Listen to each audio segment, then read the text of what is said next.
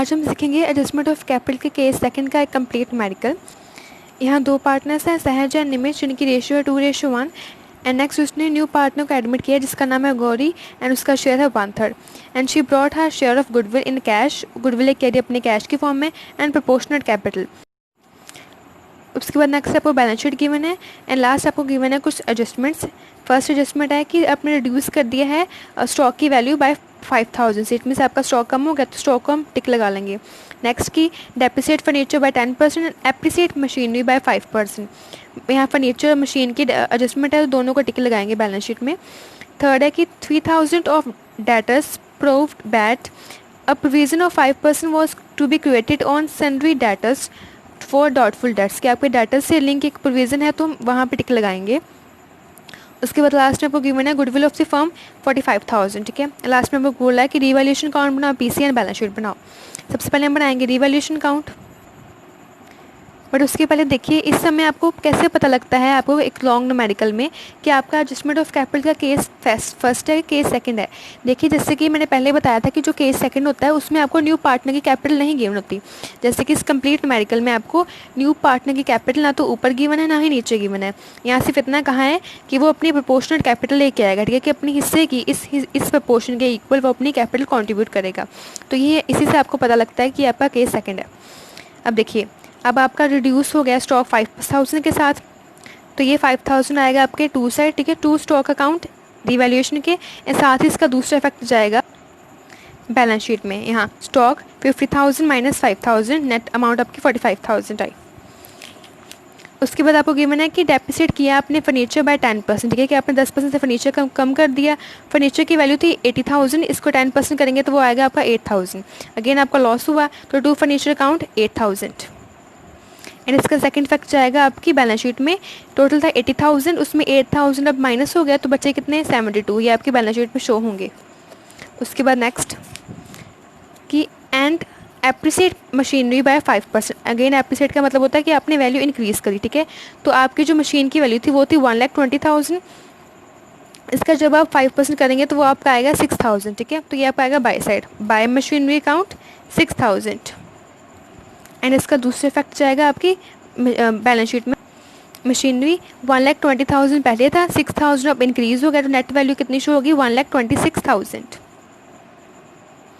Next third 3,000 of debtors proved bad. कि आपके 3,000 के जो डेटर्स थे वो क्या हो गए बैड डेट्स हो गए। इट मीन्स कि 3,000 का आपको क्या होगा लॉस हो गया। तो ये आपके रिवैल्यूएशन की टू साइड शो हो गए, to bad debts 3,000 and second जो इसका इफेक्ट होगा वो क्या होगा। देखो सबसे पहले डेटर्स कितने थे 30,000 के। ठीक है, अब इन 30,000 जो मैंने लेने थे किसी से उसमें 3,000 के डेटर्स तो मेरे मतलब पैसे तो आने नहीं। ठीक है, तो ये डेटर्स क्या होंगे मेरे लॉस। तो ये बैड डेट्स कहाँ जाएंगे अपने 3,000 डेटर्स में से माइनस होंगे। एंड नेक्स्ट साथ में आपको बोला था कि आपने प्रोविजन क्रिएट करनी है 5% पे। ठीक है, डेटर्स पे। तो वो 5% की प्रोविजन को क्रिएट करने के लिए आपको क्या चाहिए अपने नेट डेटर्स के। आपके पास अभी फ़िलहाल कितने डेटर्स हैं। ठीक है, देखो पहले 30,000 के थे। ठीक है, उसमें अब 3,000 के आपको पेमेंट तो आनी नहीं, वो बैड डेट्स हो गए। इट मीन्स वो मैंने माइनस किया। माइनस करने पे मेरे पास कितने बचे 27,000 के डेटर्स बचे। तो इसका मैं करूँगी 5,000। अब देखिए 27,000 का 5% तो वो आपका आएगा 1,350। तो ये क्या है आपकी प्रोविज़न। तो एक क्या आपकी जाएगी बैलेंस शीट में। ठीक है, माइनस होगी। सेकंड इसका इफेक्ट कहाँ जाएगा आपकी प्रोविज़न है दैट इज ये जाएगा आपकी टू साइड रिवैल्यूएशन की, टू प्रोविज़न फॉर डेटर्स। सभी एडजस्टमेंट को करने के बाद आपका रिवैल्यूएशन अकाउंट में लॉस आ रहा है 11,350 का। ठीक है, इसको मैं डिवाइड करूँगी अपनी ओल्ड रेशियो में जो कि मुझे गिवन थी 2:1। इसमें मैंने 2:1 में डिवाइड किया जिससे एक एस को मिलता है 7567 और एन को मिलता है 3783 एंड साथ ही इसका दूसरा इफेक्ट कहाँ जाएगा। ये अगर यहाँ बाय साइड शो हो रहा है तो ये कहाँ आएगा टू साइड। ठीक है, जैसे कि एस को मिला 7567 और एन को मिला 3783। उसके बाद लास्ट में पर बोला था कि goodwill of the firm valued 45,000 की। पूरे फर्म की जो गुडविल है वो 45,000 की है और स्टार्टिंग में आपको बोला था कि उसका जो शेयर है न्यू पार्टनर का वो है 1/3। तो 45,000 का अगर मैं 1/3 निकालूँ तो वो आपकी अमाउंट आएगी न्यू पार्टनर की शेयर ऑफ गुडविल 15,000। मीन्स वो कितना पैसा लेके आया गुडविल के लिए 15,000। तो इसकी अब वर्किंग नोट में जाके क्या एंट्री करेंगे cash account debit 15,000 to PFG 15,000। ठीक है, और सेकेंड एंट्री क्या होगी कि आपने इस PFG को डेबिट करके PFG अकाउंट डेबिट 15,000 टू अपने सेक्रीफाइसिंग पार्टनर्स को डिस्ट्रीब्यूट करना है। सेक्रीफाइसिंग रेशियो आपकी सेम है 2:1 जो कि आपकी ओल्ड है। तो आपके दोनों पार्टनर मतलब सेक्रीफाइस कर रहे हैं, तो उसकी एंट्री क्या होगी, PFG account debit 15,000 to Sahaj account 10,000 and to Naresh account 5,000। तो इसके साथ ही दूसरा इफेक्ट कहाँ जाएगा, आपके PC अकाउंट में, ठीक है, कि आपको पुराने पार्टनर्स को गुडविल का पैसा मिला, तो ये शो होगा उनकी by side, by premium for goodwill account S को 10,000 N को 5,000। उसके बाद नेक्स्ट हम देखेंगे अपनी बैलेंस शीट। बैलेंस शीट में कौन सी चीज़ें हैं जो अभी हमने जिनकी एडजस्टमेंट नहीं गिवन है, मतलब कि सबसे पहले गिवन है आपको कैपिटल अकाउंट के बैलेंस, कि आप कैपिटल अकाउंट के बैलेंस कहाँ जाएंगे, आपकी PC अकाउंट में, बाय बैलेंस PD 1,20,000 S का और 80,000 N का। नेक्स्ट है आपको जनरल रिजर्व गिवन है, ये 30,000, ये आपको पता है ओल्ड पार्टनर्स पे डिवाइड होता है इन दी ओल्ड रेशो, तो ये शो होगा बाय जनरल रिजर्व। जब हम इसको डिस्ट्रीब्यूट करेंगे 30,000 को 2:1 में, तो S को मिलता है 20,000 और N को मिलता है 10,000। उसके बाद नेक्स्ट क्राइटर्स 30,000, तो ये आपका कहाँ जाएगा, जिसकी कोई एडजस्टमेंट तो गिवन नहीं, ठीक है, तो ये सेम कॉपी पेस्ट होगा क्राइटर्स 30,000 के।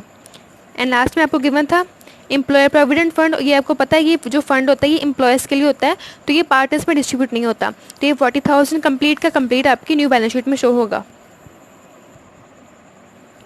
उसके बाद नेक्स्ट हम क्या करेंगे, अपने पार्टनर्स कैपिटल अकाउंट के पार्टनर्स के बैलेंसेस को निकालेंगे, ठीक है।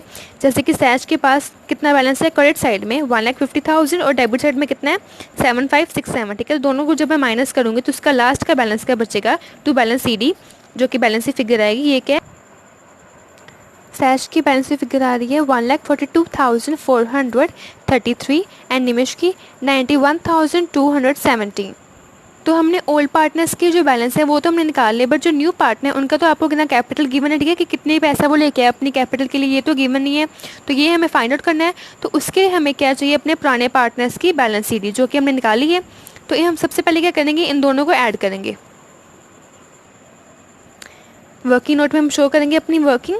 सबसे पहले फर्स्ट स्टेप क्या होता है कि हमें चाहिए adjusted combined capital of old partners के, कोई पुराने पार्टनर्स की कितनी बैलेंस CD है, ठीक है। S की थी 1,42,433 एंड N की थी 91,217। दोनों को ऐड किया, आपकी टोटल एडजस्टेड कैपिटल आई 2,33,650, ठीक है। उसके बाद हमें सेकंड स्टेप क्या था कि जितनी भी ये हमने कैपिटल निकालनी है, ठीक है, पूरे फर्म की कैपिटल निकालनी है, तो उसका फॉर्मूला क्या था कि जितनी भी आपकी कैपिटल है कंबाइन वाली कैपिटल, उनको हम मल्टीप्लाई कर दो उन्हीं के न्यू शेयर के साथ, ठीक है। अब देखिए न्यू शेयर के मैंने आपको पहले बताया था 2 ऑप्शन होते हैं, या तो आप न्यू शेयर कंप्लीट निकालो, नहीं तो सिंपल जो आपका रिमेनिंग शेयर होता है ना 1 - 1/3 न्यू पार्टनर्स को दे के शेयर जो बचता है ना आप शेयर, ये कहाँ डिस्ट्रीब्यूट होता है, ओल्ड पार्टनर्स में। इट मीन्स आप सीधा यही वाला शेयर भी ले सकते हो, तो इन्हें सीधा यही वाला शेयर लिया, ठीक है। तो ये आपका रिमेनिंग शेयर कितना है 2/3, इसका जब मैं रेसिप्रोकल करूँगी तो वो कितना आएगा 3/2। तो इस कैलकुलेशन को सॉल्व करने के बाद आपकी टोटल कैपिटल है न्यू फर्म की वो कितनी है 3,50,475। अब देखिए ये तो पूरे फर्म की कैपिटल है ना, मुझे किसकी कैपिटल चाहिए, न्यू पार्टनर की कैपिटल। तो सिंपल मैं क्या करूँगी, अपने पूरे फर्म के जितने भी कैपिटल है उसको मल्टीप्लाई कर दूँगी न्यू पार्टनर के शेयर के साथ, ठीक है। तो वो आपको गिवन था 1/3। जब मैंने इसको सॉल्व करूँगी तो न्यू पार्टनर की कैपिटल कितनी आएगी 1,16,825। इट मीन्स वो अपने लिए 1,16,825 रुपये अपनी कैपिटल के लिए लेके आया, ठीक। तो उसकी हम एंट्री यहाँ PC अकाउंट में करेंगे, बाय बैंक या by cash account. New partner के कॉलम में हम उतनी ही अमाउंट लिख लेंगे 1,16,825 एंड लास्ट में हम निकालेंगे अपने न्यू पार्टनर का बैलेंस CD। यहाँ तो ऑलमोस्ट सेम ही आ रहा है, ठीक है, 1,16,825 एंड लास्ट में जितने भी बैलेंस है हमारे बैलेंस CD इनको हम लिखेंगे अपनी बैलेंस शीट में। तीनों पार्टनर्स के कैपिटल अकाउंट का बैलेंस लिखने के बाद नेक्स्ट हम देखेंगे अपनी एसेट साइड, ठीक है। वहाँ हमने कैश का बैलेंस नहीं लिखा था तो वो हम देखेंगे, जैसे कि यहाँ कैश का बैलेंस है 20,000, ठीक है, तो ये सेम था, तो यहाँ आ गया 20,000 एंड नेक्स्ट इन्होंने PC अकाउंट में बैंक का यूज़ किया था ना, बाय बैंक वर्ड यूज़ किया था, दैट इसमें इन्होंने अलग से बैंक अकाउंट क्रिएट किया है। तो देखिए अब इस बैंक के कॉलम में कितने पैसे ऐड होंगे। तो सबसे पहले उसने अपनी कैपिटल गुडविल के लिए कितने पैसे पे किए 15,000, ठीक है, बैंक की फॉर्म में, तो ये बैंक में आ गए। एंड नेक्स्ट उसने पे किए 1,16,825, ये अपनी कैपिटल के लिए पे किए, ठीक है। तो दोनों के लिए हमने जब एंट्रीज डाली थी तो वहाँ बैंक का यूज़ किया था, इसलिए हम यहाँ पे बैंक का कॉलम बनाएंगे। तो दोनों को ऐड करके जितनी भी अमाउंट आएगी आपकी बैंक में लिख लेंगे। अगर ऐसा नहीं करना तो सिंपल आप इस कैश में भी ऐड कर सकते हो, ठीक है।